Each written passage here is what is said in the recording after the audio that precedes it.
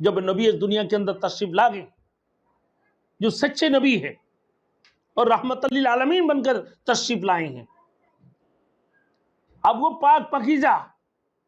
اور صاف ستھرے روشن دلائل کے ساتھ دنیا کے اندر تشریف لے کر آئے ہیں، جو ظاہری اور باطنی اعتبار سے اللہ رب العزت نے جن کو پاک پاکیزہ بنا دی ہے۔ اب جب رسول مقبول صلی اللہ علیہ وسلم اس دنیا کے اندر مبعوث فرما گئے، تو اب میرے دوستوں یہ پاک پاکیزہ کرنے اور کس کو کرنا؟ وَيُعَلِّمُهُمُ الْكِتَابَ وَالْحِکْمَةَ، یہ حکمت اور جو ہے نا کتاب اور حکمت کی تعلیم جو ان کی امت کو دینا ہے، انسان کے لیے۔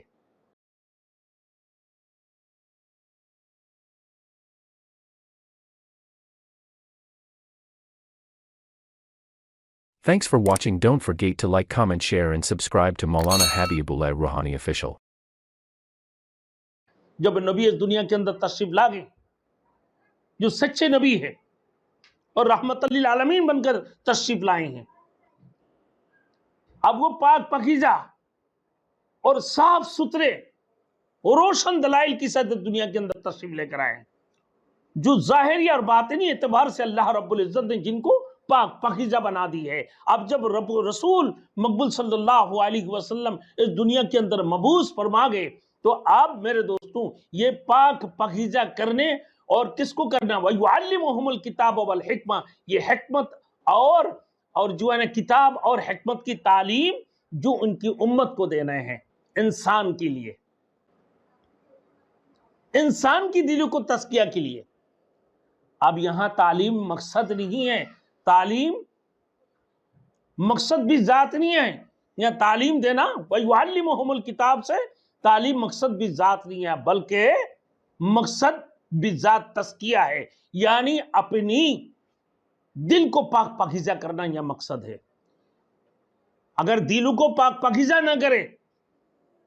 تو عمل سے کوئی فائدہ نہیں ہے۔ تو عمل کرنے کے لیے دلوں کو پاک پاکیزہ ضروری ہے۔ دلوں کے اندر جتنی قسم کی نجاست ہے، دلوں کے اندر جتنی قسم کی بدعت ہے، دلوں کے اندر جتنی قسم کی خرافات ہے نا، اس تمام خرافات سے، تمام قسم کی باطلیت سے، تمام قسم کی بدعت سے دلوں کو پاک پاکیزہ کرنا ضروری ہے، ورنہ پھر عمل کا کوئی فائدہ نہیں ہے۔ یعنی تزکیہ مقصود بذات تزکیہ ہونا چاہیے۔ اگر دل پاک پاکیزہ نہ ہو تو ایسے عمل بیکار ہے۔ عمل پاک پاکیزہ کیسے ہو میرے دوستوں؟ اللہ رب العزت نے فرمایا، اللہ تعالی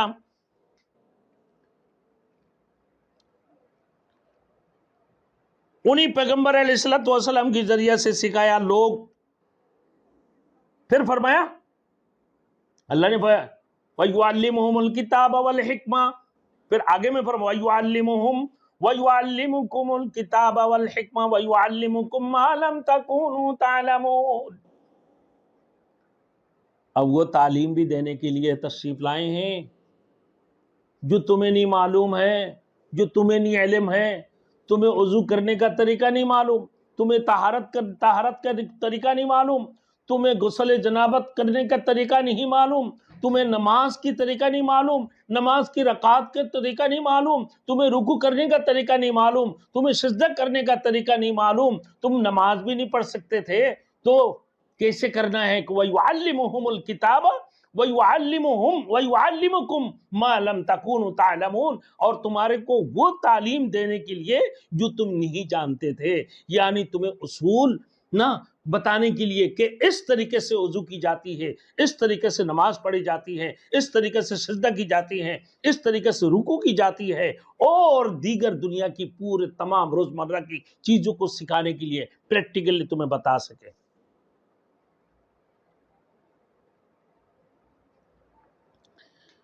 اب میرے دوستو دیکھیں ایک بات، وَيُعَلِّمُكُم مَّا لَمْ تَعْلَمُونَ، ان تمام چیزوں کو تمہیں سکھانے کے لیے جن کو تمہیں معلوم نہیں، تم نہیں جانتے تھے، انجانی چیزوں کی تعلیم دینے کے لیے آئے، انجانی چیزیں جو تمہیں معلوم ہی نہیں، جس کے بارے میں تمہیں علم نہیں ہے۔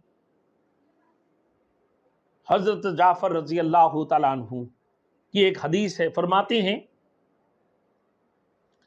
ایک روایت میں آتا ہے کہ حضرت جعفر رضی اللہ تعالیٰ عنہ جب شروع میں اسلام کی دعوت شروع کی تو قریش مکہ اور مشرکین مکہ اور کافرین مکہ، منافقین مکہ، رسول مقبول صلی اللہ علیہ وسلم کے نقش قدم پر چلنے والے جن لوگوں نے کلمہ گو، جو کلمہ پڑھ چکے ہیں لا الہ الا اللہ محمد الرسول اللہ، کہ نہیں ہے کوئی معبود اللہ کی سوا، نہیں ہے کوئی معبود اللہ کی سوا، نہیں ہے کوئی عبادت کی لائق سوائے اللہ کی، محمد رسول اللہ صلی اللہ علیہ وسلم اللہ کی رسول ہیں۔ تو اس وقت جب مسلمان حبشہ کی طرف ہجرت کرنے لگے، حبشہ کی بادشاہ نجاشی تھے، تو اب مسلمان وہاں جب ہجرت کرنا شروع کی تو قریش مکہ اور مشرکین مکہ اور کافرین مکہ مسلمانوں کا پیچھا کرنے لگے۔ پھر حضرت جعفر رضی اللہ تعالیٰ عنہ نے ایک ایسے تقریر فرمائیں جن کی لب و لباب کو دیکھیں۔ فرمایا، اے بادشاہ نجاشی، حمد و ثنا کی بات شروع کر دی کہ ہم تو وہ تھے کہ بت پرستی کیا کرتے تھے، ہم تو ظلم و جوار کرتے تھے، ہم تو انتہائی برے انسان تھے، ہم عدل انصاف سے ناواقف تھے، ہمیں کچھ بھی علم نہیں تھا، ہم حلال و حرام کی تمیز نہیں کر سکتے تھے، ہمارے رسول صلی اللہ علیہ وسلم کو اللہ رب العزت نے اس دنیا کے اندر مبعوث فرما کر ہمیں یہ فرما دی، سب سے پہلے حکم ہمیں یہ فرمایا، سب سے پہلے حکم یہ فرمایا ہے کہ وحدہ لا شریک لہ، اللہ کی سوا کسی کی عبادت مت کرو، یعنی بت پرستی کو چھوڑو، اللہ وحدہ لا شریک لہ کی عبادت کرو، اللہ کی سوا اور کسی کی عبادت مت کرو، وہ اللہ اکیلا ہے، وہ تنہا ہے، اس کی سوا اور کسی کی عبادت مت کرو۔ اس کی بعد ہمارے رسول نے حلال اور حرام کی تمیز ہمیں دی، حلال اور حرام کی تمیز پیدا کر دی۔ اس کی بعد اللہ کے رسول نے کسی کو ظلم کی نشانہ بناؤ، اللہ کی نبی نے ہمیں عبادت کا صحیح طریقہ سکھایا، تہذیب اور تمدن کا اصول بتلائے، اور معیشت کی نکات کو سمجھائیں، ہمیں معیشت کی نکات سمجھائیں۔ اب عقائد کی اصلاح، آپ نے عقائد کی اصلاح کے اصول جو بتائیں،